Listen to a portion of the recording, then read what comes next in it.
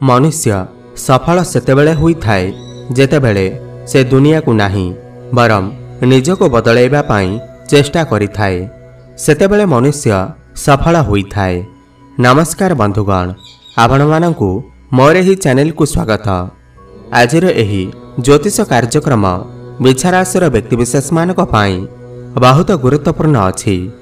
आज आमे जानिबा देवगुरु बृहस्पतिंकर एही राशि परिवर्तन विचाराशर व्यक्तिविशेष मानक उपरे केउ भली प्रभाव पकेइब। आपणक पाई देवगुरु बृहस्पतिंकर राशि परिवर्तन बहुत गुरुत्वपूर्ण अछि। 1 मई 2024 रे देवगुरु बृहस्पतिंकर राशि परिवर्तन आपणकर भाग्य बदलैबाकू जाउअछि। देवगुरु बृहस्पति आपणकर षष्ठ घर बाहरी आपणकर सप्तम घरे प्रवेश करुछंती।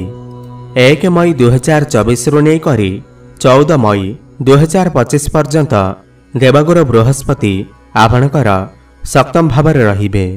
गुरुंकर एही राशि परिवर्तन आपणकर जीवन रे केउ भली प्रभाव पकेइब, गुरुंकर दृष्टि केउ घर उपरको अछि एवं की प्रकारर फल देबे एहा उपरे विशेष भावरे आलोचना करिबा। बंधुगण ध्यान देई सुनंतु, एही आलोचना जन्म राशि चंद्र राशि उपर आधारित एवं जदि आपणकू निजर जन्म राशि जना नाही किबा चंद्र राशि जना नाही तेबे आपण निजर नाम राशि अनुसार मध्य एहाकू देखि पारिबे। सर्वप्रथमे देवगुरु बृहस्पतिंक विषय रे विशेष भावरे जानिबा। एहा परबारु जदि आपणकर भी बिछा राशि होई थाए एवं आपण भी ईश्वरंकू सच्चा हृदय रे भक्ति करुथांती विश्वास करुथांती ताहेले एही भिडियोटी को लाइक करी कमेंट बॉक्स रे जय जगन्नाथ जय हनुमान अवश्य लिखि दियंतु। बंधुगण बृहस्पति को समस्त देवता मानकर गुरु बोली माना जाए। देवगुरु बृहस्पति हेउछंती कारक तत्वर ग्रह। देवगुरु बृहस्पति संतानर कारक ग्रह अटंती। देवगुरु बृहस्पति धनर कारक मध्य अटंती। देवगुरु बृहस्पति भाग्यर कारक मध्य अटंती एवं देवगुरु बृहस्पति उच्च शिक्षार कारक ग्रह मध्य अटंती।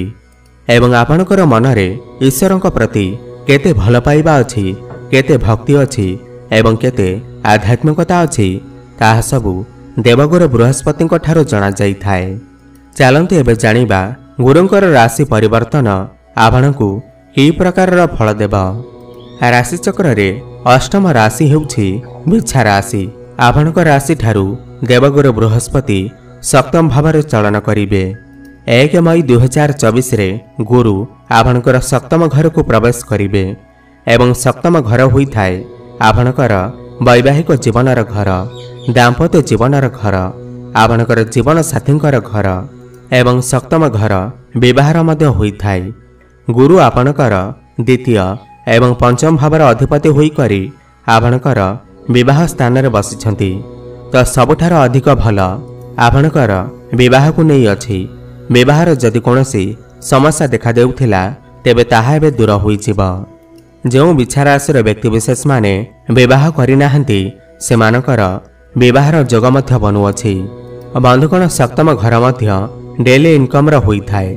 गुरु आपणकर द्वितीय एवं पंचम भावर अधिपति होई करी आपणकर सप्तम घरे बसिछंती, जहा आपणकर फाइनेंशियल लेवल को बढ़ेइब, आपणकर ग्रोथ हेब, डेली इनकम रे बढ़िब, आपणकर प्रमोशन होई पारे कारण देवगुरु बृहस्पति आपणकर एकादश घर को देखुछंती।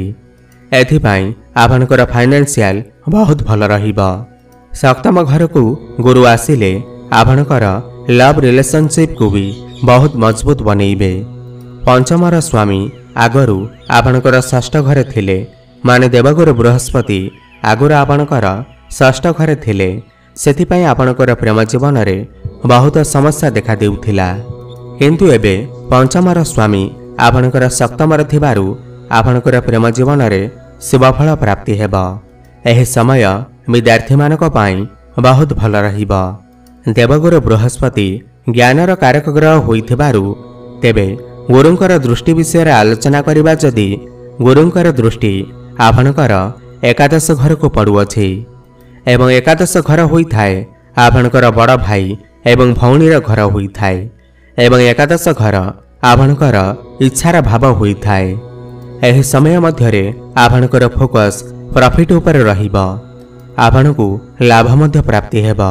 आपण चिंता करिवे मु केमिति मोर इच्छा को पूर्ण करिबी।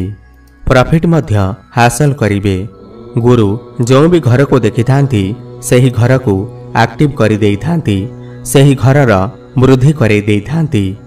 एवं गुरुंकर दृष्टि हेउछे अत्यंत शुभ एवं अमृत समान होइथाए। गुरुंकर दृष्टि आपणकर एकादश घर को पड़ुथिबारु आपणकर मनरे बड़ बड़ इच्छा बड़ बड़ स्वप्न आसिब एवं आपण ताकू भी पूर्ण करि परिबे। आपणकर अर्थ आसिबार बाट फिटिब एवं आपणकर डेली इनकम वृद्धि पाइब। जदि आपण बेरोजगार अछंती कोनोसी भी बाटरे आपणक पाखकु अर्थ आसिब।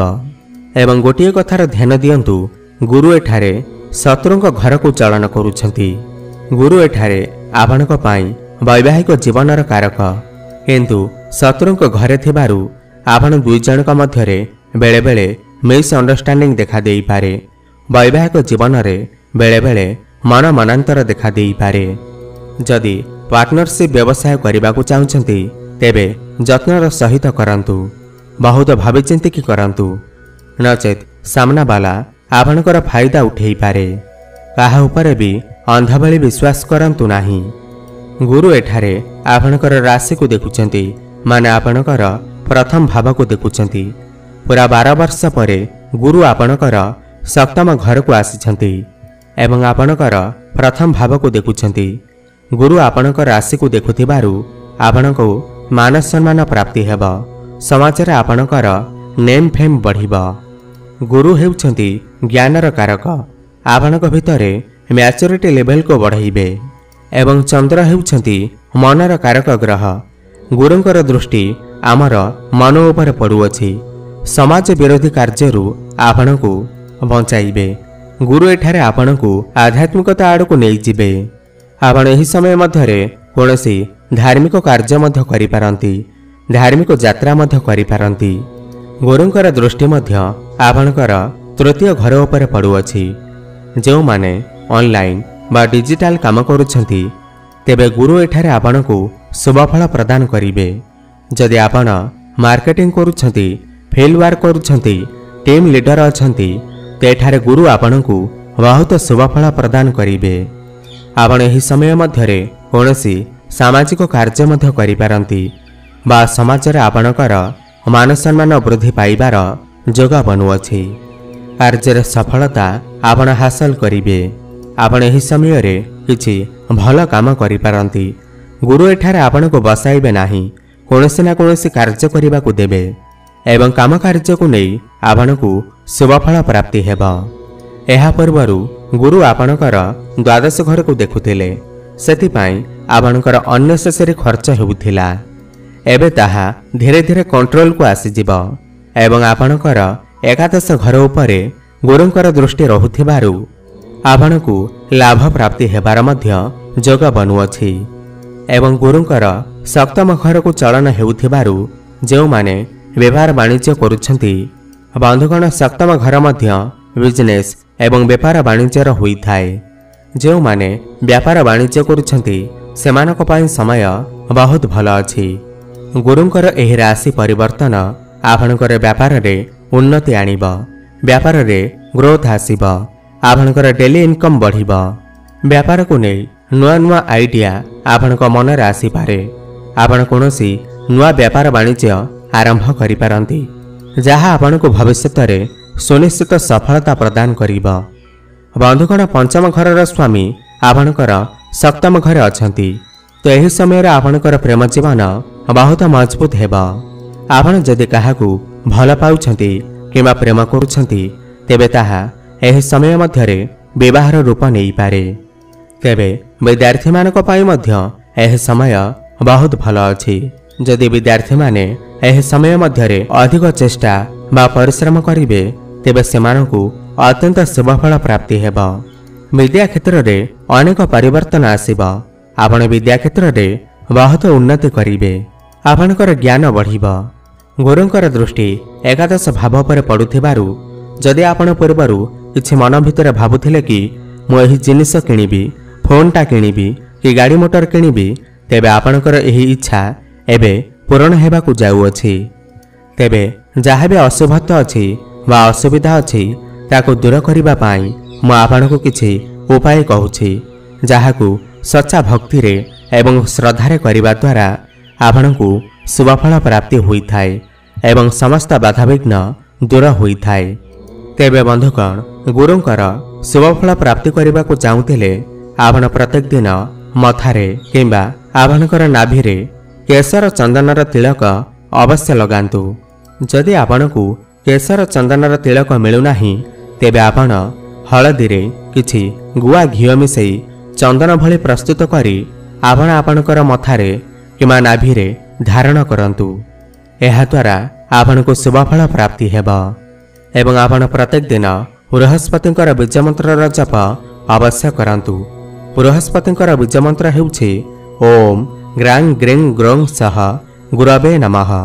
108 ଥର ପ୍ରତିଦିନ ଜପ କରନ୍ତୁ, ଶୁଭଫଳ ପ୍ରାପ୍ତି ହେବ ଏବଂ ଆପଣ ପ୍ରତ୍ୟେକ ଦିନ ନିଜର ଗାଧୁଆ ଜଳରେ ଟିକେ ହଳଦୀ ପକାଇ ସ୍ନାନ କରନ୍ତୁ, ଆପଣଙ୍କୁ ଶୁଭଫଳ ପ୍ରାପ୍ତି ହେବ। ଆପଣଙ୍କର ଜୀବନ ମଙ୍ଗଳମୟ ହେଉ, ଏହା ମୋର ପ୍ରଭୁ ଜଗନ୍ନାଥଙ୍କ ନିକଟରେ ଏତିକି ପ୍ରାର୍ଥନା। ଧନ୍ୟବାଦ।